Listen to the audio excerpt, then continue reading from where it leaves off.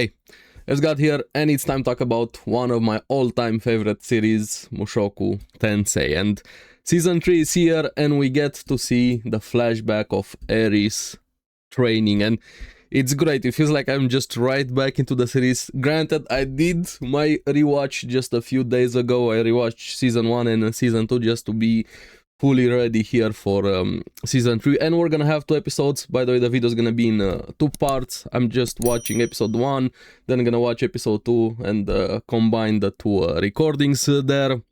But it's great seeing Eris training and everything, so let's get into the episode. We get to see a bit of a flashback with her leaving that night after she spent the night with Rudeus there, and I'm really curious when they're gonna be reunited, what that's going to mean for Rudy. We know what he's been through with the erectile dysfunction, what her leaving meant to her, and what it meant to him, and how everybody had different reaction. Now, I can understand from her perspective why she has this inferiority complex to Rudy, how much she admires him, how much she puts him on a pedestal, what seeing him die did to her with Orsted there, how much she wants to protect him, how much she wants to stand by his side there. But she also wounded him greatly, which she doesn't understand. She was never good with emotions, with people, with things like that, with expressing herself here. But also, Rudy had a lot of issues even before this, triggered his abandonment issues even more here. Also what happened with Sarah amplified what happened between him and Eris. We knew how he went with erectile dysfunction, with that arc, the depression, wanting to die, everything. And I like how Richard told him there, just talk it out and see what it means. Now, even if she had the best intention and him, hey, maybe you jumped to conclusion, maybe you took it wrongly, she did handle that situation badly. She could have handled it better there, granted fear. That's why I'm so excited to see them reunited and have that conversation between them here. And come on, we all know, since the beginning of the series, we know they're gonna end up together. I'm just curious how it's going to happen. And even with Roxy, we knew since the beginning of the series she's gonna end up together with Rudy. Sylphiette also, we knew all 4 are gonna be together. And it boggled my mind when season 2 ended and people were mad that he's with Roxy. Also, like, what series are you watching? Of course, this is gonna be a harem with all 3 of them. I just wanna get it out there. For fuck's sake, stop being mad about that. It makes sense for the characters, the world, and it's been set up since the beginning of the series. If that bothers you, I don't know what to tell you, it's your problem. But yes, I'm very excited for the reunion here, but that's probably a bigger conversation for when that happens. I'm also curious what episode 2 is going to have, but here it's very focused on Eris and her after she left here, traveling with Ghislaine, them going to this war school to meet Ghislaine's master here, Galfarion, the sword god. There we're gonna get into this here. I like how Eris instantly calls him small fry, sword god Galfarion. He kind of likes her attitude, and he admits, actually says when Eris says she wants to kill the dragon god Orsted, he's like, yeah, compared to him laughing, I'm kind of weak also. There we see they have a history. Apparently Galfarion also fought Orsted, so we don't know what exactly happened between them. Of course, I have a ton of questions about the main plot, about Orsted, what exactly happened there. We even have more here with Galfarion, what happened between them here. But I also like Eris's determination here so much. And we have her being put to some tests. The first one being Gino, and she takes him by surprise. She would have won either way there.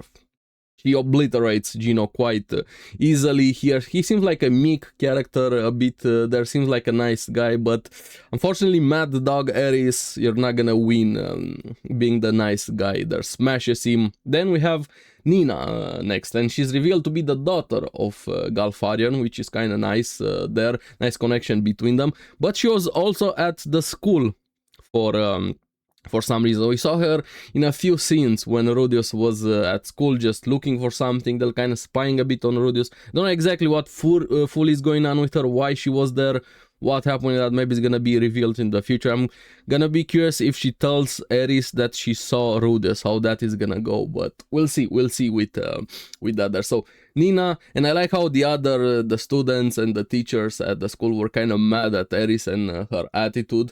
They give Nina, which I thought at first is just a heavier wood, a heavier sword to have a better chance to kind of wound Eris, to put her in her place, quotation marks there, but it's revealed when after they fight that the sword was actually a metal sword in case, you know, like, goddamn, that was shitty behavior. But Nina versus Eris, and Eris breaks her own sword, the wooden sword, against Nina's sword and starts punching her. Like, goddamn, Nina got a beat down. Like, yes, Eris is without a sword, but she's been punching people since she was a kid. Punching is one of her strong suits, even without a sword. Don't underestimate her here. So Nina gets a goddamn beat down there, cries, pees herself here. And after that, Eris antagonizes everyone, calling them weak, and then we have Galfarion testing her, and she instantly feels the intimidation, the power. Here steps back, and he reveals he also has a Julian sword made by Julian from the Migurd here, like Eris's sword, and she kind of got a pretty strong sword considering it was just a gift from there. Kind of puts things into perspective. I hope they expand on who exactly this Julian is, who makes the sword, some probably blacksmith of her or something like that, and his sword actually looks really damn cool. I like the look of his sword there. Then we have Eris losing instantly. The move, there's the move at the end, the Sword of Light. Of course, Galfarion was gonna beat her quite easily there. She kind of has an understanding now of where she is compared to somebody like Galfarion here. But she gets back up, and Galfarion likes her, even calls her from this day forth, she's a sword saint. The others didn't like this. Like, what the fuck are you talking about? You don't need to learn a trick or the Sword of Light just to be a sword saint. That's nice, but don't compare me to yourself. I really like his conversation there, what he said. She's skilled enough, just shut the fuck up. Of course, I'm paraphrasing a lot there. So I have her beginning her training with Galfarion and everybody there, and he tells her, just only focus on your sword, on the swings. Whatever you do, just focus on that sword here. And we have Nina, of course, she's gonna have a antagonistic relationship with Eris, but I probably have a feeling, I think they might come to an understanding later on, probably gonna get along better, but they definitely started off on the wrong foot, to say the least. But would also be interesting if Nina just continues hating Eris. We're gonna have to see how that goes here. And like, Nina tells Gino, hey, tell her something also, mock her also. No, hey, wanna come play with us at some point? Gino's quite nice. But have Eris one-track mind, bordering on obsession, probably obsession here, just focusing, wanting to be better and better, frustrated, be strong to take down Orsted, and also be strong for Rudeus. That's her main motivation here. And while she was training alone, she felt kind of reminded me a bit of Netero while he was doing his training there in Solitude. That's something similar what she did here, training alone. She gets a vision a bit of Orsted, flashes at him, it's not enough. And I like how everybody, while she kept training along days and years, quite a lot of time passed there, everybody watches her, and more people looked at her while she was training there. And after some point we have this weird guy at the dojo, or at the school, whatever you wanna call it. Apparently he's North Emperor, Oberkrob, and he couldn't say his full name. We have Eris in Mad Dog mode. Move, just move, just move. He feels the intimidation also from her. He draws his sword here, and she charges. And we have the first fight between them, Ober versus Eris here. She put up quite a good fight, and I expect her to be this good against an Emperor class fighter here. But keep in mind, we have different styles, and this is gonna be important moving forward. But before the fight could come to any conclusion, gets interrupted by Galfarion saying this is enough, he saw enough there. Of course, he was watching that fight. He called him there with a purpose. We're gonna get into that, but first, Also like Ghislaine quite a lot, and I like the camera point of view. She got frustrated when she saw that Eris was always alone. Galfarian apparently didn't give her enough attention to train her. She goes to talk to Galfarian for Eris, and the camera angle there was priceless. I love Ghislaine boobs so much. But also, while she was talking with Galfarian, he's like, he regrets some things with her education, referring to Ghislaine. She kind of got a bit too soft, and if you keep training and if you keep focusing on that, you're at some point gonna pass me. I feel like Galfarian doesn't see himself too strong, at least for his position. One of the one of the 7 powers, the sword gods there, and I think probably Orsted is to blame for that. I feel like if you encounter Orsted, you kind of reassess your power level. Let me put it that way here, and he wants to do things differently, at least for Eris, considering her motivation to go after Orsted and determination. He wants more from her, and recounting that he fought against Orsted calls him beyond reason. They're strong, way too strong here, and I'm really curious when I hope somebody, probably Eris, tells him how well of a fight Rudeus put against Orsted, considering everything that happened. I would like to see that conversation and see his reaction when he finds that out here. But then he also reveals why Ober is there. He's there to help, kind of give Eris more perspective on fighting, because Orsted knows all of the styles of fighting with swords, with pretty much everything here. And he says his own teachings aren't going to be enough to take down Orsted. And Ober is from the North God style to help Eris know the tricks of that. They fight very differently. And he's also called somebody from the Water God. So we're gonna have probably another character there to help Eris. And I like how Ghislaine wagged her tail being happy. So that was nice. But here we finally have the official meeting between them, not the first encounter. They have Ober and Eris and a mock battle training there, and we see again the full determination that Eris wants to be stronger for Rhodes there. The short clash between them there was great, and when she just says Rudeus is amazing, she finally achieves it and charges at Ober, does the Sword of Light move. She finally mastered it, breaks his sword there. Remember, he's in Emperor class there, and she still wants to train more. They have another go at it. So this was great, and goddamn, this was just episode 1. I'm happy the series is back. So let's get into episode 2 and see what that holds for us. So we have episode 2, and I'm happy the training continues here.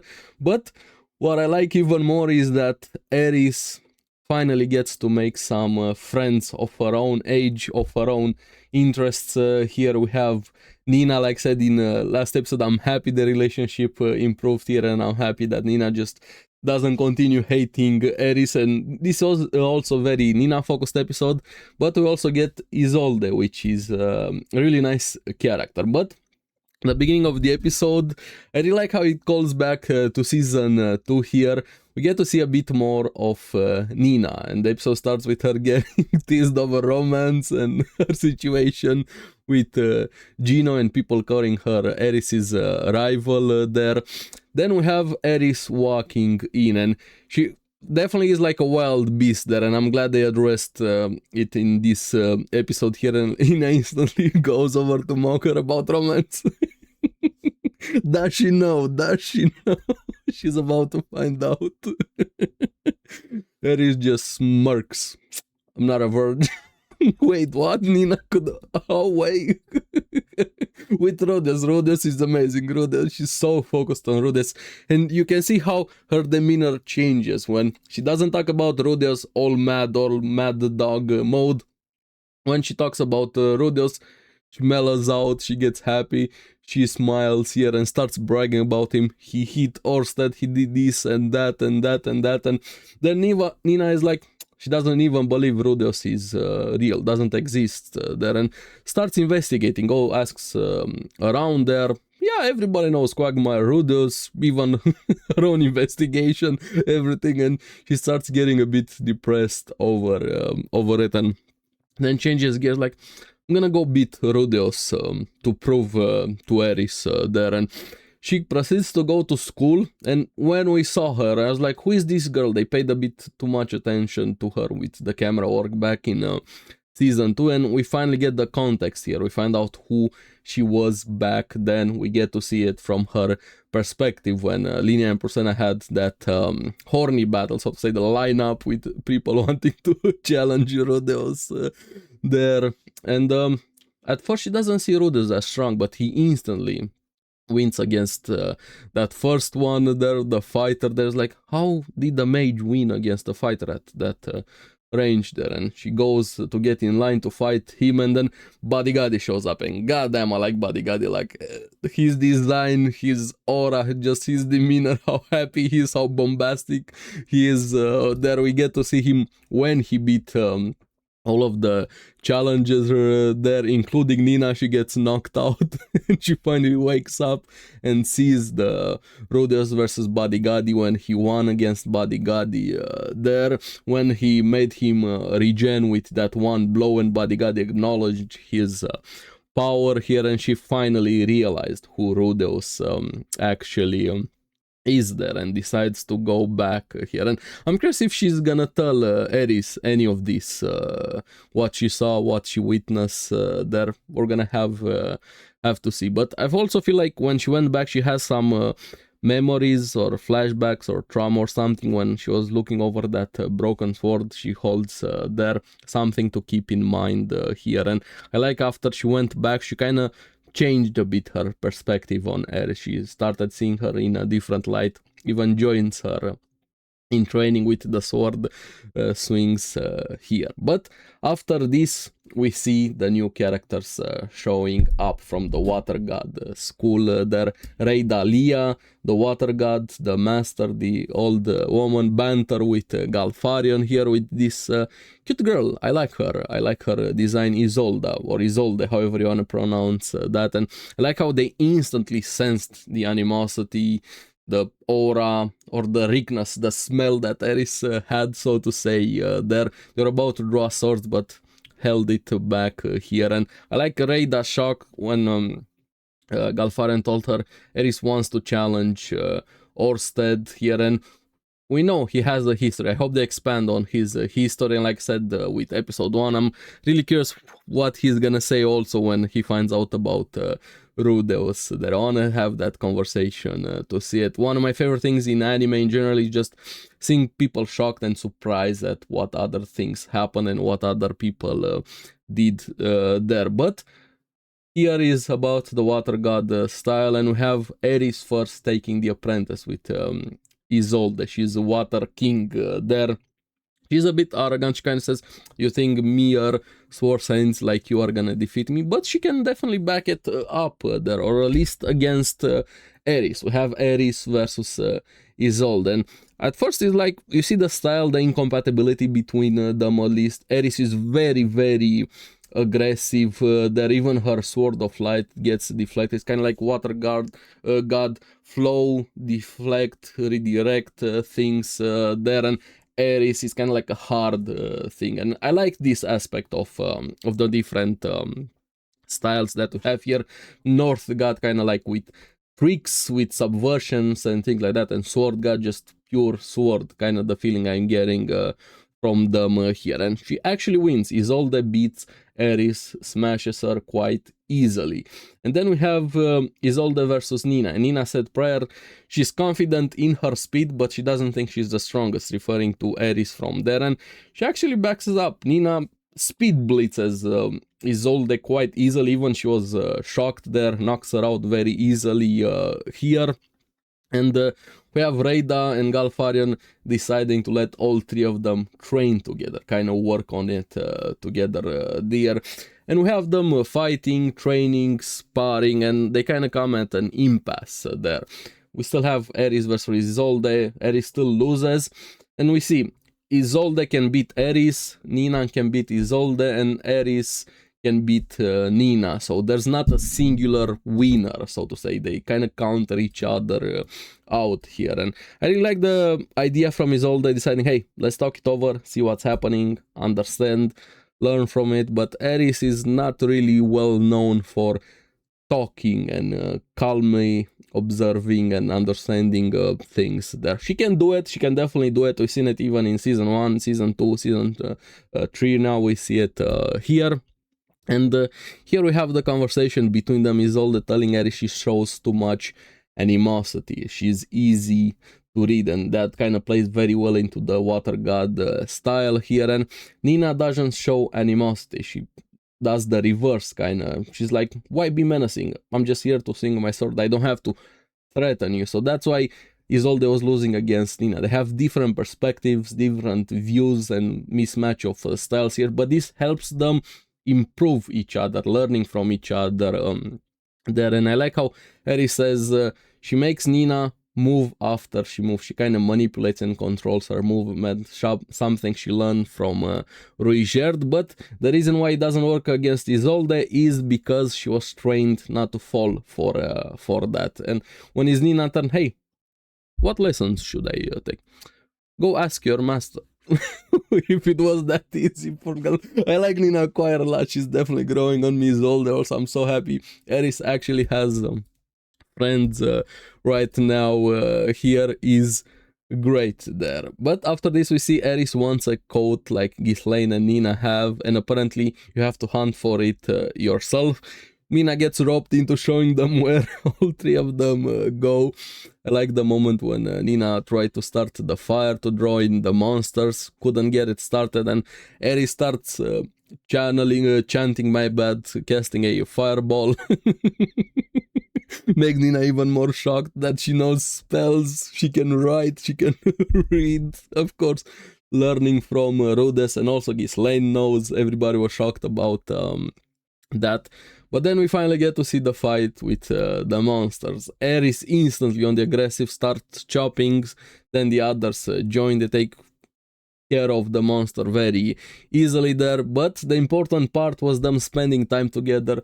They had fun, they bonded a bit more here. And after this, Nina finally has some suggestions for Eris, doing it in her own way, telling her, hey, clean yourself, calm down, start showing less animosities, don't be so aggressive. I really like that moment from Marquella in such a cute way. And tells her, think of Rudeus. And Eris instantly, what does Rudeus have to do with this? What are you trying to say? No, calm down. When you're thinking about Rudeus, you're calmer, you smile more, you don't show as much animosity. And this is very true. You see the difference. Every time she was talking about Rudeus, she wasn't in that mad dog mode. And this kind of light bulb moment for Eris, and smells herself and realizes, yeah, it's bad. She needs to take a bath there. And we finally have Isolde versus Eris again, and Eris is able to win this time. Shocked even Isolde there, and the others were watching, Galfarion, Ober, and the old lady there, Reida, and realizing all three of them are improving. Of course, Galfarion wants more from it here, and Eris finally has her coat. And yeah, great. I love these two episodes so much, getting to see Eris's journey, point of view, and her finally making some friends, and we get to see a bit more of the world and other characters. I have a million questions with Galfarion, with Orsted, with the main plot, with everything and so on, but this is why Mushoku Tensei is great. The world building, the character writing. I'm so happy the series is back, and I'm happy that I did my rewatch here with everything there, and can't wait for more episodes here. Where is episode 3? I was about, hey, I need one more episode right now, and it's great to have 2 episodes back to back here. One of my all-time favorite series is back here, and these 2 episodes have been great. Let me know in the comments below what you guys thought about it. Are you happy that Mushoku Tensei is back here? Remember to like and subscribe, helps me quite a lot, and you guys get the latest videos on the series that I follow. So keep enjoying Mushoku Tensei. I'm gonna see you again in the next one. Bye bye.